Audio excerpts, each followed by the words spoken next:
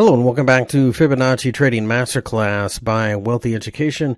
In this video, we'll talk about risk management strategies. Now, risk management strategies, really, there's only one major way that people will use Fibonacci to manage a trade once they're already into it. And risk management strategy is just basically saying, okay, well, if X happens, then Y. In other words, if you get a price, then maybe you want to exit the trade. Maybe it's going against you. Or maybe there's a point where you want to go to break even so that it is a free trade. So with that being said, go ahead and take a look at a couple of moves with Fibonacci on a couple of different charts and explain how risk management certainly could have been applied to your position.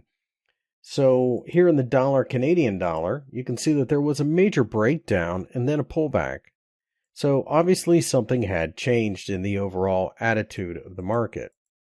I'll go ahead and zoom in. And as you can see, taking a short here at the 61.8% Fibonacci retracement level worked out quite well. So the next question is, what are you aiming for? Now, when this happened, you might have just been simply aiming for this, and that's fine. Or another thing that you can do is you can let the market just tell you when it's time to get out. So again, you could put your stop loss just above the 61.8 in your original entry, or maybe even above this little area right past it. And the most basic way to use this is just put your stop loss just above, because we're going down at this point, each Fibonacci level as you hit it. So now that we have broken through here, your stop loss would go here at the 50. We came back, we did not break just above the 50 where the stop loss would be, and we broke down even further, and then your stop loss would be here at the 38.2.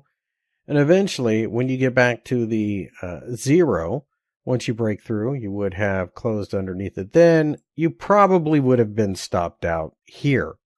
Pretty decent run by simply just sliding up each level of the fib retracement. Now, another way that people will use the Fibonacci retracement, now keep in mind this is EOS and this is on the hourly chart. So these aren't huge moves, so you have a little bit more leeway as to how you would approach this. Well, the most obvious way to approach it is you get a pullback and you say, okay, well, the 38.2 looks very supportive. There's a cluster of trades there where you can see there was a lot of action.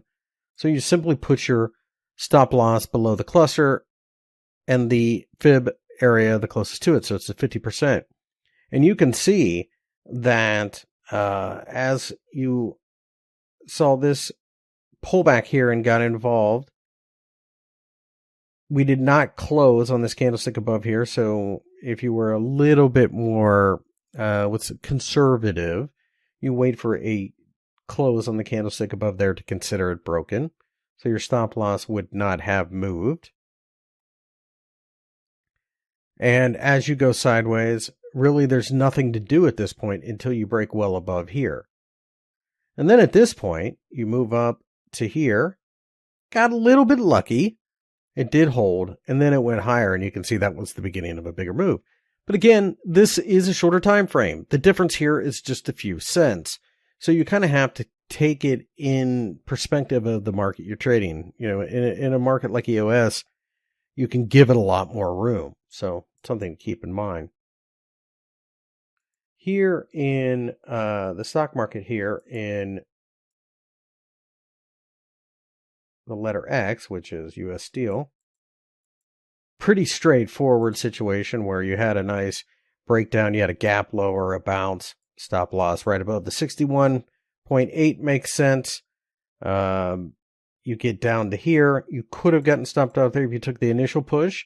However, if you would have taken the retest, this would have been pretty straightforward. You would have eventually been knocked out at about a $2.50 gain. So really, by following the levels, that is one of the most common ways to use this. However, you can also have ahead of time. Some people will take, like, putting here in the dollar CAD, the sell order. Once you break down below 2 levels, you move your stop loss to break even, and then follow it. So this is a combination of, how long do you think this trade can play out? This is most certainly with a massive sell-off. So you would want to be patient. That's another thing as well. You need to look at the possibility of, what's the expected return. So in this case, you could have had this major breakdown here. You're at break even. And once you broke down below here again, you're at this area, and then just kind of feed it. So, there's a lot of artistry to this, but each of these levels represents a barrier, and that is the bulk of the lesson here.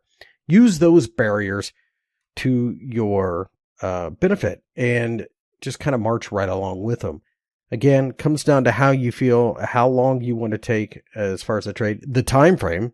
Smaller time frames, you have to be a lot more forgiving of the fibs. So in this case, it's a daily. The EOS, of course, was a 1-hour chart, so a little bit more forgiving with that. But even that, you could have played the same way. That concludes the first module, how to use Fibonacci tools. In the next module, profitable technical indicators for Fibonacci trading, we will take a look at adding secondary indicators to your Fibonacci in order to increase your trading proficiency.